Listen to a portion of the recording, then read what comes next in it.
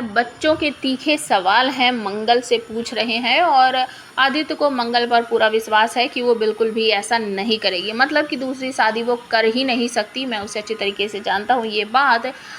आदित्य सौम्या से कहता है। तो मंगल ने मजबूरी में हाँ की है और इस बात को लेकर बहुत से लोग हैं जो क्वेश्चन पूछ रहे हैं। खुद कपिल भी पूछता है कि मंगल जी, मुझे ये बात आपसे पूछते हुए बहुत ही हिचकिचाहट सी हो रही है, लेकिन मैं क्या करूं, मुझे पूछना पड़ेगा। आपने ये जो फैसला किया है या आपने किसी मजबूरी में किया है, किसी ने आप पर प्रेशर डाला है या आपने खुद ही किया है, प्लीज़ मुझे बताइए, क्योंकि मुझे ऐसा लग रहा है कि शायद आपने ये फ़ैसला जो है मजबूरी में किया है। इस बात का पता जब प्रतिमा जी मतलब कि बता देती हैं अम्मा को कि मंगल शादी के लिए तैयार है, तो अम्मा को भी अजीब लगता है और वो तुरंत ही अपने सर पर हाथ रखने के लिए मंगल को कहती हैं और कहती है कि मैंने हमारे सर की कसम खा और बताओ, तुमने ये किसी मजबूरी में किया है ना, क्योंकि तुम कपिल से शादी अगर करती अपनी मर्ज़ी से तुम कभी कर ही नहीं सकती, और अगर तुम कर रही हो तो तुम्हारे चेहरे पर बिल्कुल भी मुझे खुशी महसूस नहीं हो रही है। जब बच्चों को इस बात का पता चलता है,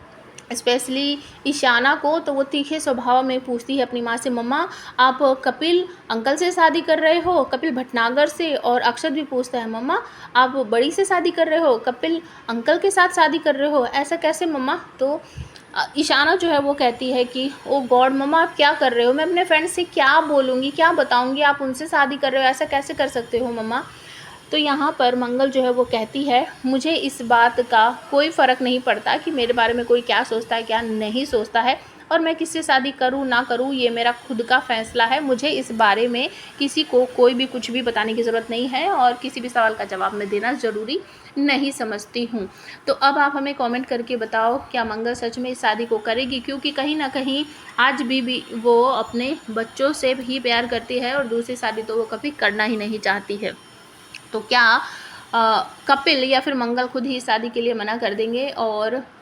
लास्ट एपिसोड में आपने देखा कि अचानक से पंखा जो है वो शांति जी पर गिर जाता है, गिरने वाला होता है, तो क्या शांति जी की जान बच जाती है। और आप हमें ये भी कमेंट करके बताओ, क्या शांति जी को खुद एहसास होगा कि मेरी बेटी सिर्फ एक ही पति के लिए, एक ही इंसान के लिए बनी है, जो कि उसका पहला पति है या फिर आदित्य है, वो किसी और के लिए बनी ही नहीं है, वो किसी और से शादी करेगी ही नहीं। प्लीज़ कमेंट ज़रूर करना।